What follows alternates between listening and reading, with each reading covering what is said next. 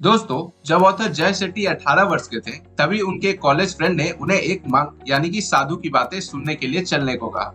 Author हमेशा से top CEO, celebrities और सक्सेसफुल लोगों के लेक्चर्स को सुनने जाया करते थे। उन्हें मंक में बिल्कुल भी इंटरेस्ट नहीं था, तो उन्होंने मना कर दिया। मगर अपने फ्रेंड के बहुत ज्यादा जिद करने पर वे चलने को तैयार हो जाते हैं, इस शर्त पर कि वे उसके बाद पास के ही एक बार में जाएंगे।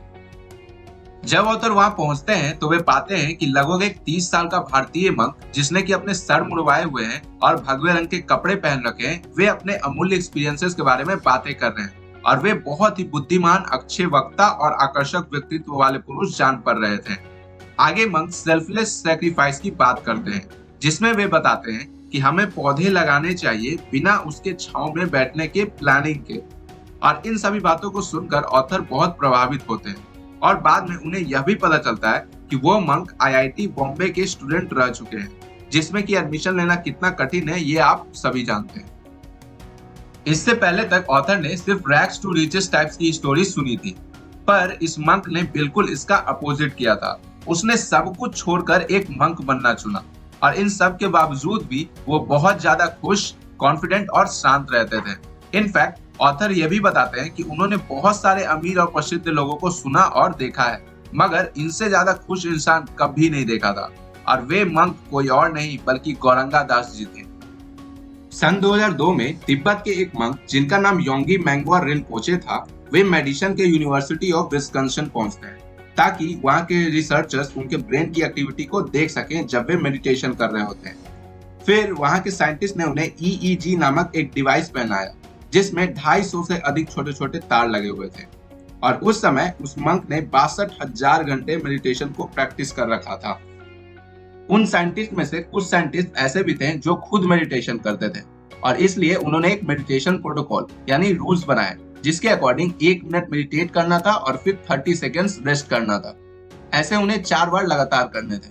जब रिसर्चर्स ने कंट्रोल रूम से देखा तो उन्होंने पाया कि जैसे ही वे मेडिटेशन स्टार्ट करते हैं, ठीक उसी समय ईईजी डिवाइस में एक सडन और मैसिव स्पाइक होता है। यह देखकर रिसर्चर्स को लगता है कि शायद उस मंक ने अपने पोजीशंस को चेंज वगैरह किए होंगे, मगर ऐसा कुछ भी नहीं था।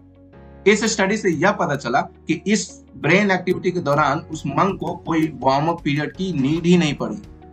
अगर आप मेडिटेशन करते होंगे तब आपने यह नोटिस किया होगा कि हम ऐसे ही अचानक मेडिटेट नहीं करने लगते, बल्कि इससे पहले हमें अपने डिस्ट्रैक्टिंग थॉट्स को शांत करना पड़ता है, जिसमें कि थोड़ा टाइम लगता है।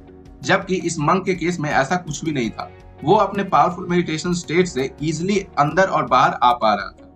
इस स्टडी के कई सालों बाद जब एक 41 वर्ष के मंक के ब्रेन की स्टडी की गई तो यह पाया गया कि उसका ब्रेन अपने उम्र के लोगों से 10 साल ज्यादा जवान था और उसमें एजिंग के भी काफी कम साइंस थे।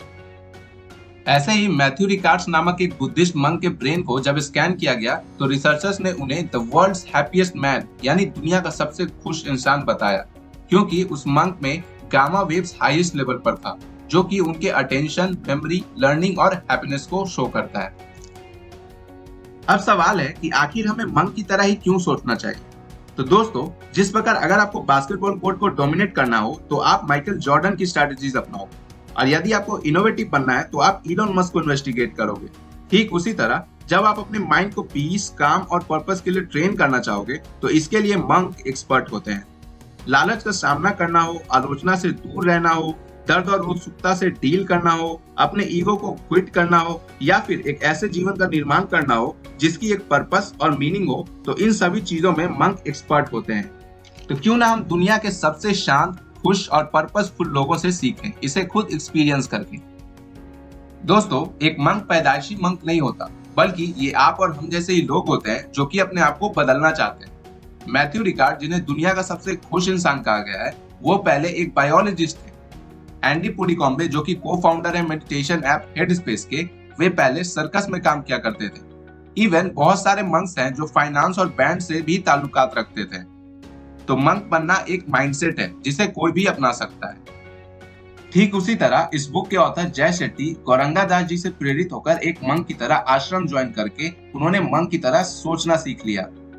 ऐसे ही एक दिन ऑथर ने एक छोटे से मंक को देखा जो कि खुद लगभग 10 वर्ष का लग रहा था, मगर वो 5 वर्ष के कुछ बच्चों को कुछ सिखा रहा था। ऑथर के पूछने पर उसने कहा कि उसने अभी जस्ट उन बच्चों को उनका पहला लेसन सिखाया है। और फिर वो ऑथर से पूछता है कि आपने अपने स्कूल के पहले दिन क्या सीखा था। ऑथर कहते हैं कि उन्होंने अल्फाबेट और नंबर सीखे थे, पर उन्होंने क्या सीखा। जवाब में वो बच्चा कहता है कि पहली चीज जो हम सिखाते हैं वो है हाउ टू ब्रीथ, यानी सांस कैसे लेते हैं, क्योंकि यही एकमात्र ऐसी चीज है जो हमारे जन्म से लेकर हमारे मृत्यु तक हमारे साथ रहती है। हम अपने सारे इमोशंस, चाहे वो स्ट्रेस हो या गुस्सा हो या हर इमोशन को हम अपने ब्रीदिंग पैटर्न में चेंज के साथ एक्सपीरियंस करते हैं। और जब हम अपने ब्रीथ यानी सांसों को मैनेज करना सीख लेते हैं तो हम लाइफ में किसी भी सिचुएशन को मैनेज कर सकते हैं। तो दोस्तों, ये थी बातें मंक और मेडिटेशन की। तो आई होप आपको वीडियो पसंद आया होगा। अगर हाँ तो चैनल को सब्सक्राइब कर दीजिए और जुड़ जाइए हमसे ऐसे ही अमेजिंग वीडियोस के लिए। This is Amit Raj signing off.